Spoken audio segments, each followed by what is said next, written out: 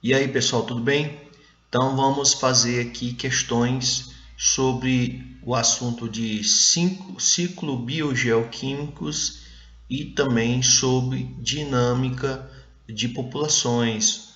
Essas questões aí estão nessas duas últimas listas que foram postadas aí para vocês. E a gente começa com as questões sobre ciclos biogeoquímicos, ok?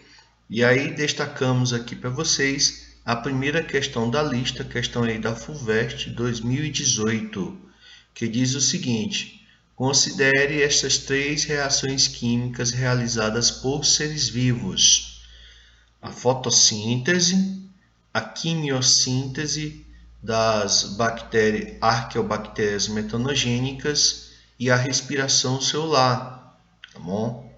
E aí ele vai perguntar o seguinte: a mudança do estado de oxidação, ou seja, o NOx do elemento carbono em cada reação, e o tipo de organismo em que essa reação ocorre são, e aí vem as alternativas aqui, onde você tem que associar aí as três reações ao NOx do carbono, ao estado de oxidação do carbono, aliás, e o tipo de organismo em que essa reação ocorre. Olha só, vamos lá. Seguinte, se a gente for pensar apenas partindo do ponto mais fácil, né? Por exemplo, os seres que fazem fotossíntese. Então a gente falou sobre fotossíntese, a relação dela com o ciclo do carbono e o ciclo do oxigênio. Então os seres que fazem fotossíntese, eles são chamados de autótrofos, tá bom? Então se você olhar aqui nas alternativas, você tem aqui autotrófico, aqui, e a letra D fala em autotrófico, heterotrófico e heterotrófico. Então você já pode eliminar aqui de cara, tá? Só com essa simples análise aí, você pode eliminar aqui de cara, tá bom? A letra E a letra D, tá certo? Quimiossíntese, se a gente pegar aqui a quimiossíntese, ela também é praticada pelos seres autotróficos ou autótrofos. E aí se você vê na letra B, fala em heterotrófico, então com isso você pode eliminar a letra B. E a letra C fala em heterotrófico e autotrófico. Todo ser que faz quimiossíntese ele é autotrófico. Então você elimina aqui de cara a letra C. E aí sobra o que? A letra A. Tá bom? Bom, mas para confirmar aí na questão, você vai analisar aqui também o estado de oxidação do elemento carbono.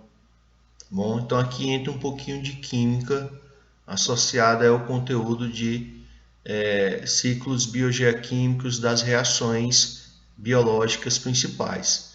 Então, essas reações aqui, elas são chamadas de reações classificadas como reações de óxido-redução. Por quê? Porque alguém aqui vai estar se oxidando e outro vai estar se reduzindo. E é esse processo de movimentação de elétrons que libera a energia nesses processos metabólicos. Bom, então vejam só, se a gente pegar aqui o carbono, tá? Ele quer saber o estado de oxidação do carbono. Então o carbono aqui, se a gente pegar aqui, qual é o NOx dele aqui? O NOx dele aqui ele é mais 4. No gás carbônico, o NOx do carbono aí é mais 4. Tá bom? Porque o oxigênio é menos 2, vezes 2 fica menos 4. Então para balancear aí fica mais 4. Já aqui, na molécula de glicose, o NOx do carbono é zero, neutro, tá bom? Então você vê aqui que o NOx do carbono está partindo de mais 4 aqui no gás carbônico para zero na glicose. Então ele está sofrendo uma redução. Veja que confirma aqui o que tem no item 1. Então ele está sofrendo redução. Se a gente comparar aqui, por exemplo, o oxigênio na molécula de água, ele tem um NOx aqui de menos 2. Já na composição do oxigênio, já que nós sabemos que o oxigênio vem da molécula de água, o oxigênio molecular, ele aqui é zero, é neutro. Então ele sai de menos 2 para zero. Então ele está se oxidando. Então você vê que o carbono está reduzindo e o oxigênio está aumentando aí o NOx, está oxidando. Então, você classifica essa reação como todas as outras três aí como reações de oxirredução. Se a gente pegar aqui na quimiossíntese, no gás carbônico aqui você tem o NOx mais 4, vocês já sabem disso. E aí quando a gente parte aqui para o metano, ele é menos 4. Então você vê aqui que reduziu o NOx, então também ele sofreu redução. E por último aqui, se a gente pegar na respiração celular, antes disso, essa reação tem que ser consertada. Teve um erro de digitação aqui nessa questão, porque aqui não é o oxigênio, o reagente da respiração, o oxigênio ele é reagente, o produto aqui não é o oxigênio, o produto é água, gás carbônico e água. Tá bom? Então faça esse conserto aí. E aqui o carbono ele parte, né? Um NOx 0 aqui e ele vai para mais 4. Então aqui ele está sofrendo oxidação. Tá bom? Então com isso nós confirmamos a alternativa A. Por quê? Porque quem faz respiração celular são os seres autótrofos e heterótrofos. Então a resposta aí fica sendo letra A realmente. Beleza? Bom, a terceira questão é a questão aí da Unicamp 2020, né? Só questões aí de grandes vestibulares, que diz o seguinte: um estudo associou o nível de desmatamento com a biodiversidade de organismos em duas regiões próximas, com a mesma extensão territorial e flora similar. As quantidades de áreas com florestas tropicais conservadas, florestas com estrutura vertical bem definida e sem sinais de perturbação ambiental, e com pastos limpos, pastos com baixa densidade de espécies lenhosas, como uma forrageira dominante. Foram avaliadas e estão representadas aqui no gráfico A. Então, você tem aqui a região 1, tá? Ela é composta, na maior parte, por pastos limpos e a região 2 por florestas conservadas. E aqui a quantidade de áreas que foram observadas. Bom, o gráfico B apresenta o número de espécies de plantas encontradas nos estratos inferior, ou seja, espécies de baixo porte, que seria aqui esse círculo achurado, pintadinho, e superior, espécies de alto porte da vegetação, esses círculos que não estão achurados. Bom? E aí, o que ele vai perguntar aqui? Letra A. Considerando a cobertura vegetal e a biodiversidade, associe as regiões 1 e 2 mostradas no gráfico A com as regiões X e Y mostradas no gráfico B e justifique sua resposta. Então, ó, essa região aqui é 1, que apresenta a maior quantidade de pasto do que de florestas conservadas, ela vai estar o quê? Ela vai estar, né, associada aqui, essa região aqui, ela vai estar associada aqui com a região X. Com a região X. Por quê? Porque, olha só, a quantidade de espécies no estrato inferior e no estrato superior, ou seja, de plantas de menor porte com plantas de maior porte. E aí você vê aqui que ela tem uma menor biodiversidade comparada com elas, em número de espécies. Tá bom? Tem uma menor quantidade de espécies, número de espécies. E é o que ele diz aqui, ó, com pastos limpos, pastos com baixa densidade de espécies lenhosas, com uma forrageira dominante. Então, em comparação com uma floresta, um pasto ele tem uma biodiversidade menor. Já a região 2, que tem florestas conservadas, ela vai estar aqui, né? Então, a maior parte de florestas conservadas, ela vai estar associada aqui com a região Y, que tem uma biodiversidade maior. Já a letra B diz o seguinte: serviços ecossistêmicos são os benefícios da natureza para as pessoas em quais são vitais para o bem-estar humano e para as atividades econômicas. Entre tais serviços, há os classificados como serviços ecossistêmicos de regulação do ambiente, tais como os que afetam o ciclo biogeoquímico. Cite e explico 2 serviços ecossistêmicos de regulação afetados pelo desmatamento e por queimadas.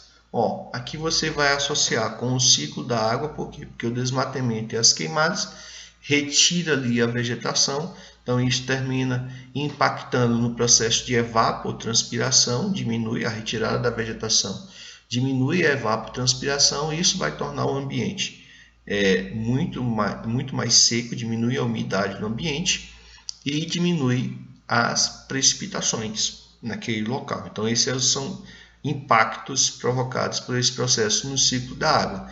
E no ciclo do carbono, a retirada das plantas, o desmatamento, vai retirar do ambiente os sequestradores de carbono, porque só a fotossíntese que é capaz de retirar o carbono da atmosfera, e ao mesmo tempo a queimada termina liberando aquele carbono que estava fixado na matéria orgânica das plantas. Então você tem aí um duplo efeito negativo para o ciclo do carbono, tá bom?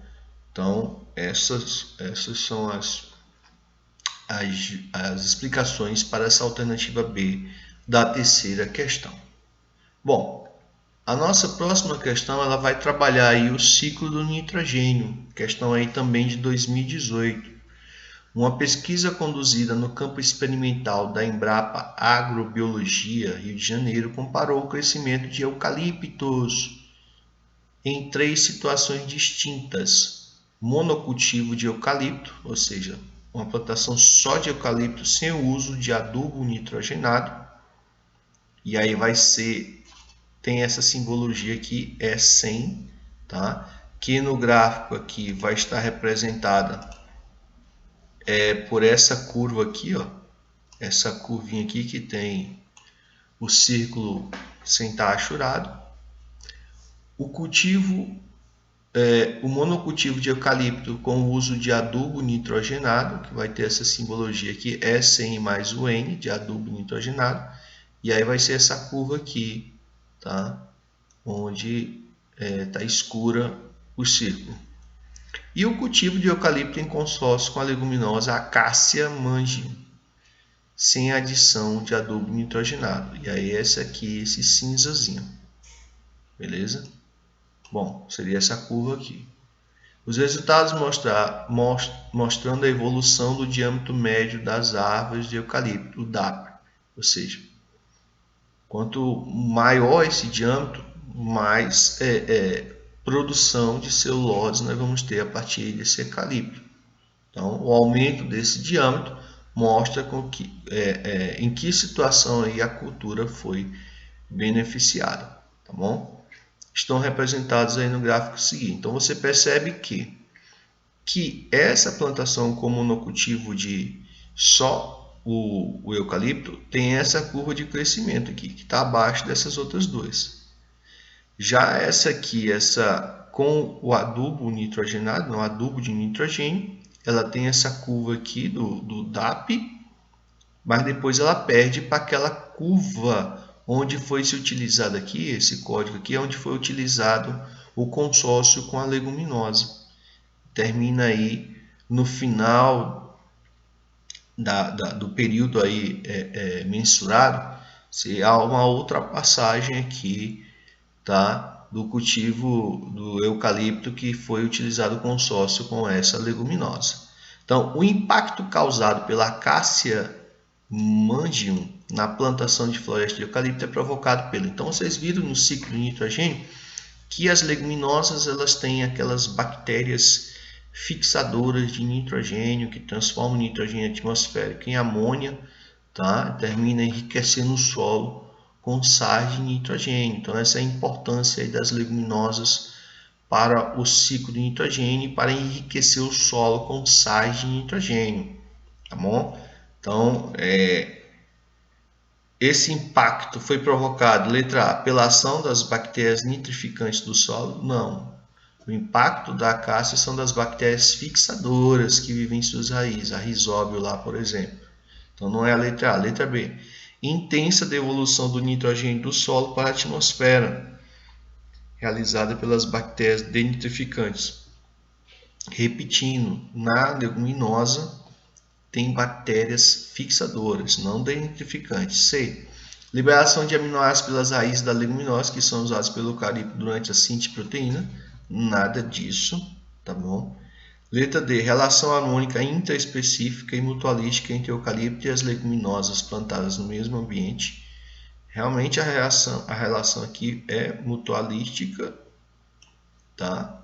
O eucalipto e a leguminosa, na verdade aqui está mais para uma protocooperação, só que não é intraespecífica, é interespecífica, tá bom? E letra E, maior quantidade de amônia e nitrato no solo liberados pelas bactérias fixadoras de nitrogênio atmosférico presente nas raízes das leguminosas. Então a resposta aqui letra E, tá? Porque essa amônia ela vai ser convertida em nitrito e nitrato pelas bactérias que já estão lá no solo, as bactérias nitrificantes, beleza? Mas para isso elas precisam da amônia, que esse processo se dá pelas bactérias fixadoras, tá bom? Bom, passando aí para as questões de dinâmica de populações, a gente começa aí com essa questão da Universidade Estadual de Feira de Santana, questão aí de 2018, tá? E aí traz um gráfico, tá bom? Típico aí das questões de dinâmica de populações. O gráfico mostra como as taxas de natalidade e mortalidade de uma população de camundongos mantida experimentalmente em laboratório variaram ao longo do tempo. As taxas foram avaliadas em 5 intervalos de tempo indicados por 1, 2, 3, 4 e 5.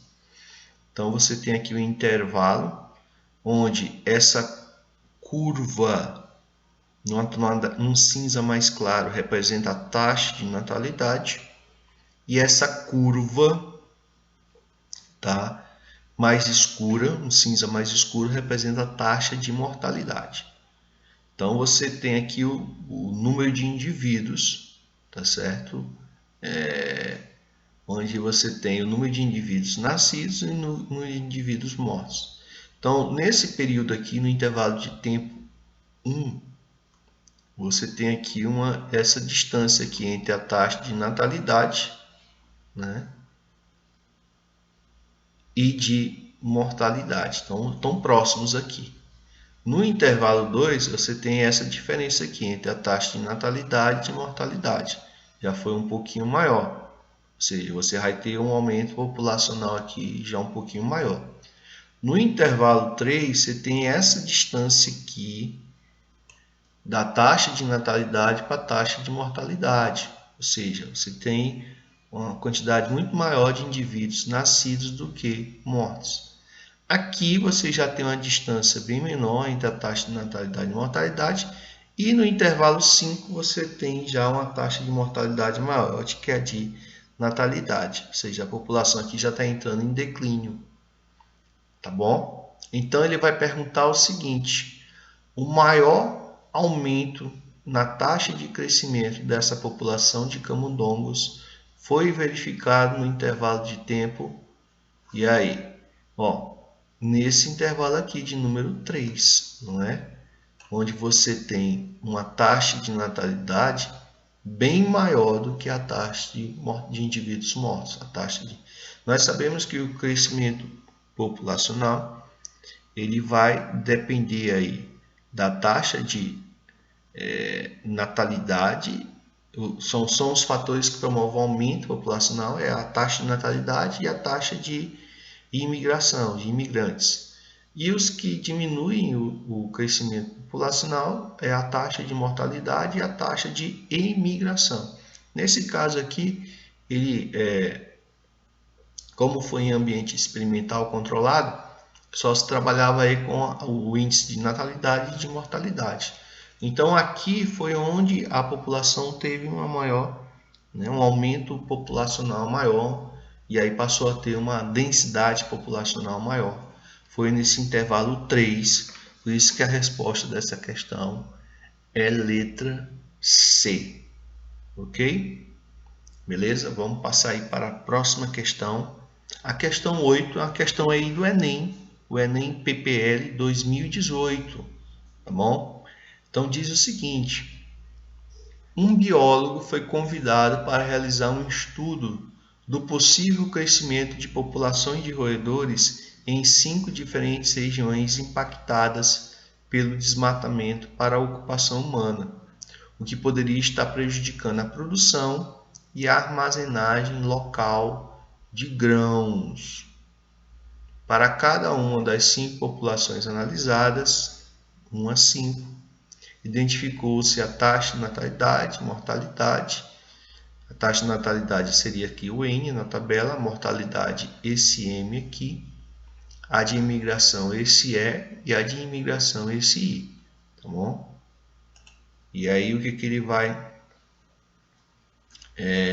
em número de indivíduos conforme ilustrado no quadro.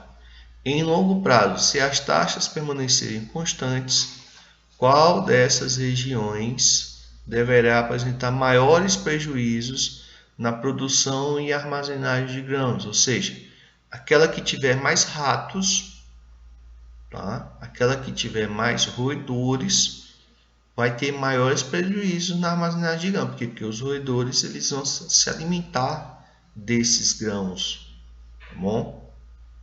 Então, se a gente pegar aqui, por exemplo, a população 1, para cada uma das 5 populações analisadas aí, em 5 diferentes regiões impactadas pelo desmatamento para a ocupação humana. Então vejam só, essa região 1 aqui, para você saber qual é a que tem a maior população de roedores, né? Você vai pegar aqui a taxa de natalidade e vai somar com a de imigração. Então aqui, por exemplo, 65 mais 5 dá 70. E aí você vai ter aqui são os dois fatores que aumentam a população e esses diminuem. Então aqui, por exemplo, vamos partir aqui, você tem 70, né, colocando em números inteiros, você tem 70 indivíduos que estão vivos e aqui você vai pegar os indivíduos mortos e os que saíram, que emigraram. Então dá 40 mais 23 dá 63. Então 70 menos 63, então aí vai dar uma diferença de 7. É como se, transformando em números inteiros, é como se essa população tivesse 7 roedores, tá bom? Aí você vai fazer isso para todas elas. Por exemplo, aqui na 2, você vai pegar de novo, vai pegar aqui a taxa de natalidade, 27, vai somar aqui com 2, dá 29. E aí vai somar 8 mais 18, tá? Que dá 26. Então aqui vai dar uma diferença de 3. Então aqui, essa população aqui 1 já é maior do que essa 2. Aí você vai fazer o mesmo aqui para 3. Vai pegar aqui 54 mais 16. Dá lá 70. Aí 28 mais 15. Aí tira a diferença. Isso vai dar o que? 27. Tá?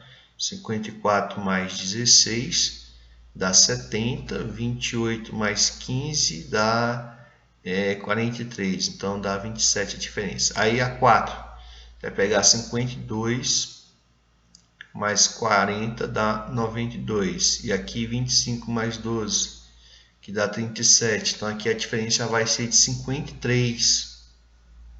Então aqui a população já é maior. E aí se eu pegar aqui 5, 12 mais 4 dá 20, 9, aliás, 12 mais 4 dá 16, 9 mais 6 dá 15, aí a diferença aqui já vai dar 1. Então, qual dessas populações aqui é maior? A 4. Então, nela é onde vai ter maiores prejuízos na produção e armazenagem, né, de grãos, ou seja, esses grãos vão ser roubados por esse excesso de ratinhos, de roedores, tanto ainda na lavoura como também lá nos silos onde eles são armazenados. Por isso que a resposta dessa questão aqui é letra D, seria aí a população 4, tá bom? Bom, e a última questão aqui que eu separei para vocês, uma questão aí da FUVEST 2017, ok? E aí diz o seguinte: a figura representa a estrutura de 3 populações de plantas arbóreas A, B e C por meio de pirâmides etárias. O comprimento das barras horizontais corresponde ao número de indivíduos da população em cada estágio, desde a planta recém-germinada, a plântula, até a planta senescente ali já próximo de morrer, já em a planta velha, já em senescência. Tá bom? Então aqui você tem aí para as três populações as suas pirâmides etárias, certo? Mostrando aqui, ó, por exemplo, essa população A aqui, ela tem uma quantidade de indivíduos jovens bem grande, juvenil 1 já um pouco menor, 2, e aí vai decaindo, senescente já tem pouco. A população B tem plantas jovens bem baixa a quantidade, juvenil já um pouco maior, ou seja, já é uma pirâmide invertida.